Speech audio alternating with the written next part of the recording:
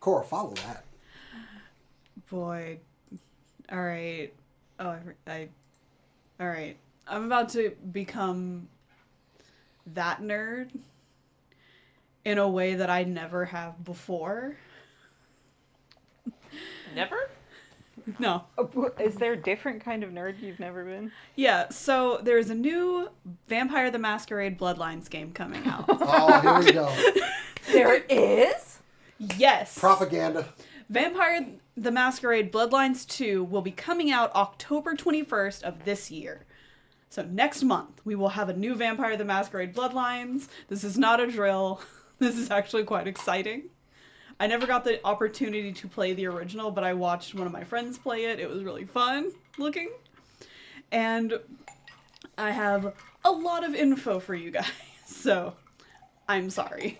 No apologies. Let's Do go. it. Let's go. All right, so pre-orders are available now, and I have prices. Now, keep in mind these are prices for the Steam version of the game. It will be available on Steam, Epic, Xbox, and PlayStation 5. So go to your preferred system. But this is the prices via Steam. The base game is going to be $59.99 at launch. There are going to be 2 different versions that you can get as well. The deluxe version, which will include a cosmetics pack called Santa Monica Memories, will be $69.99. So that'll be the game plus that pack. Yeah, I know, right? 69. And then there's the premium pack, which will include Santa Monica Memories as well as 2 different story DLCs, which are not for the main story of the game, but like side stories. One is called Loose Cannon, and the other is the Flower and the Flame. And that pack will be $89.99. So the base game and all 3 of these packs, which that's not bad at all, honestly. Seattle is still the setting for the game.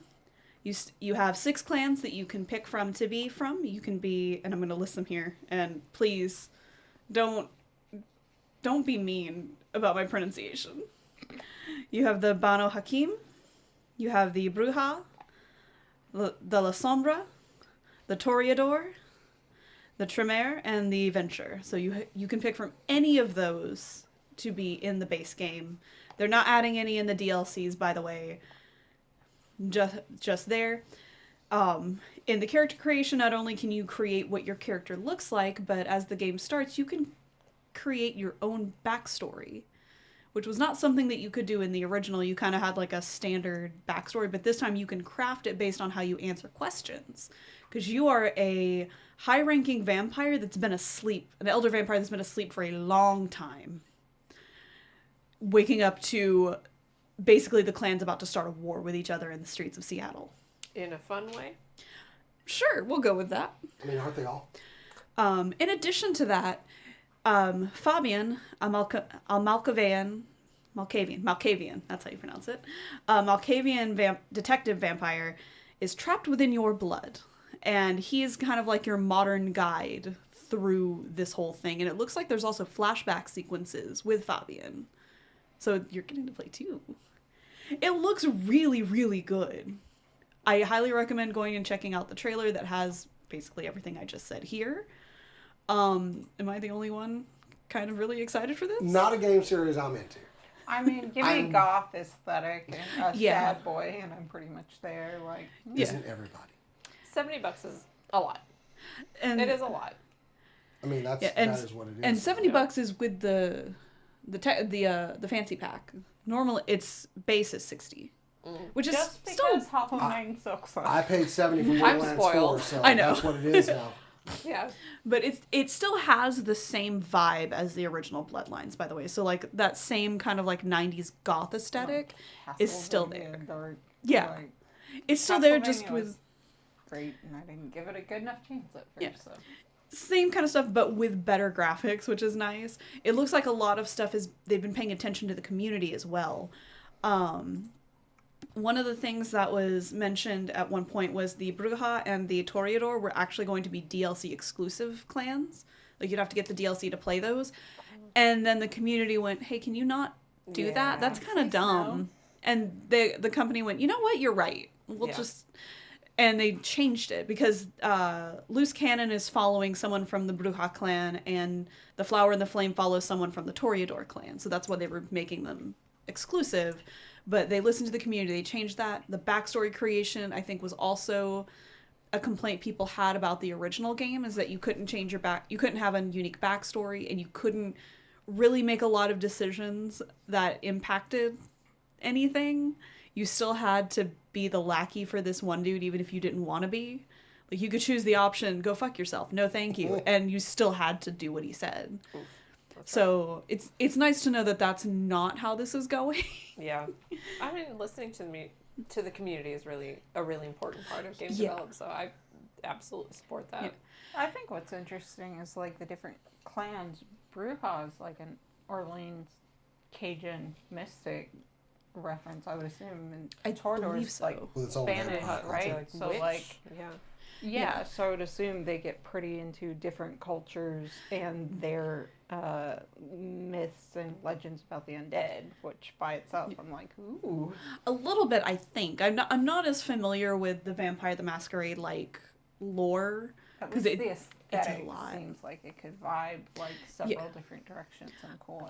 I do know that the different clans all have like unique abilities from one another. So like, for example, the one I'm more familiar with the Toreador, you have charm effects. So you can charm people into telling you anything you want. Almost like waving a red cape in front of...